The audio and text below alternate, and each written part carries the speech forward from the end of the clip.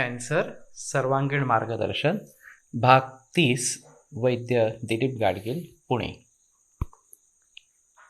तो ये जो वेबसाइट रहेगी उसमें अगर आप थोड़ा गहराई में जाकर कुछ मार्गदर्शन चाहते हैं और जिस पैथी से चाहते हैं, चाहे एलोपैथी हो, आयुर्वेद हो, होम्योपैथी हो या योग के बारे में कुछ जानना चाहते हो, काउंसलिंग के बारे में कुछ जानना चाहते हो, तो आप उनसे सलाह ले सकते हैं। वो कॉन्टैक्ट डिटेल्स वहीं पे उपलब्ध होंगे। इसमें एक मेंबरशिप भी है। अगर आप 1 बरस के लिए आप हमारी मेंबरशिप ले लेते हैं तो वो नॉमिनल चार्ज पे होगी और उस मेंबरशिप के जरिए जो हमारे सर्विस प्रोवाइडर्स हैं उनसे आप 10% कंसेशन पर चिकित्सा पा सकते हैं। तो जो भी उनके कंसल्टिंग चार्जेस रहेंगे, जो भी उनके दवाइयों के चार्जेस रहेंगे, वो हम डिस्प्ले करेंगे कि इतने इनके चार्जेस है। और फिर अगर आप मेंबर बनते हैं हेल्थ सीकर करके, तो आपको उसके ऊपर 10% कंसेशन इस प्रकार का मिलेगा।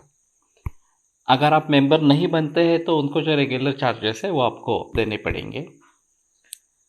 लेकिन ज़्यादातर देखा जाता है कि बहुत दिनों तक चिकित्सा चलती रहती है और फिर मेंबरशिप लेना अच्छा होता है, फ़ायदेमंद होता है।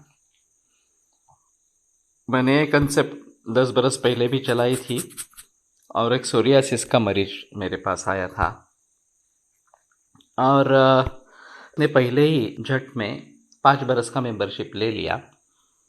उसकी ट्रीटमेंट 3-4 बरस तक चलती रही। उसमें सारे पंचकर्म भी किए गए, वमन, विरेचन, रक्तमोक्षण वगैरह, और उसको काफ़ी फ़ायदा उस स्कीम का मिला। उसने जो मेंबरशिप की फ़ीस दी थी उसके मुकाबले में या उसके बदले में उसको कई हज़ारों का फ़ायदा इस प्रकार का हुआ। तो आप सोच लीजिए कैसे करना है, क्या करना है इस प्रकार से। और फिर उसमें कैंसर के प्रकार के अनुसार, जैसे ब्रेस्ट कैंसर हो, लंग कैंसर हो, कोलन कैंसर हो, प्रोस्टेट कैंसर हो वगैरह वगैरह, उनकी जानकारी रहेगी। उनमें क्या क्या तरीके अपनाए जाते हैं, आधुनिक वैद्यक में क्या क्या किया जाता है, आयुर्वेद में किस प्रकार से चिकित्सा की जाती है। आयुर्वेद की चिकित्सा वैसे इंडिविजुअल बेस्ड इसी प्रकार की होती है। हर व्यक्ति को अलग मानकर चिकित्सा रहती है। उसका खान पान कैसा है, उसकी रहन सहन कैसी है, पहले कौन से रोग हुए हैं, अभी की कंडीशन क्या है, इन सभी के आधार पर आयुर्वेद की चिकित्सा निर्भर रहती है। और वो थोड़ा देखना पड़ेगा कि हर व्यक्ति के हिसाब से अलग अलग चिकित्सा होगी। वैसी परिस्थिति होम्योपैथी में है। एलोपैथी में तो रोग के प्रकार के अनुसार, उसका जो सेल टाइप है उसके अनुसार केमोथेरेपी वगैरह डिसाइड की जाती है। सबसे अहम मुद्दा इसमें यह है कि केवल केमो रेडिएशन या सर्जरी इस करने से बात नहीं बनेगी। अगर आपको मूल रूप से कैंसर में उपचार चाहिए तो आपको लाइफस्टाइल बदलनी पड़ेगी, आपको नैसर्गिक खाना खाना पड़ेगा और इम्यूनिटी बढ़ाने के हिसाब से कुछ प्रयास करने पड़ेंगे। और सबसे अहम मुद्दा है कि आपकी मानसिक स्थिति अच्छी होनी चाहिए। ज़्यादातर मौत डिप्रेशन के कारण हो जाती है कि कुछ भी सामने नहीं दिखाई देता, मार्ग कैसे आगे चले इस प्रकार से।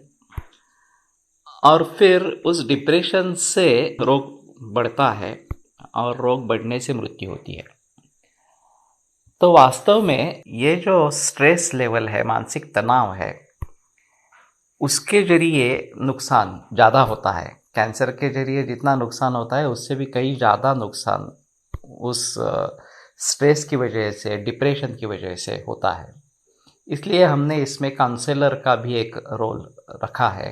इसके बारे में आगे बात करेंगे।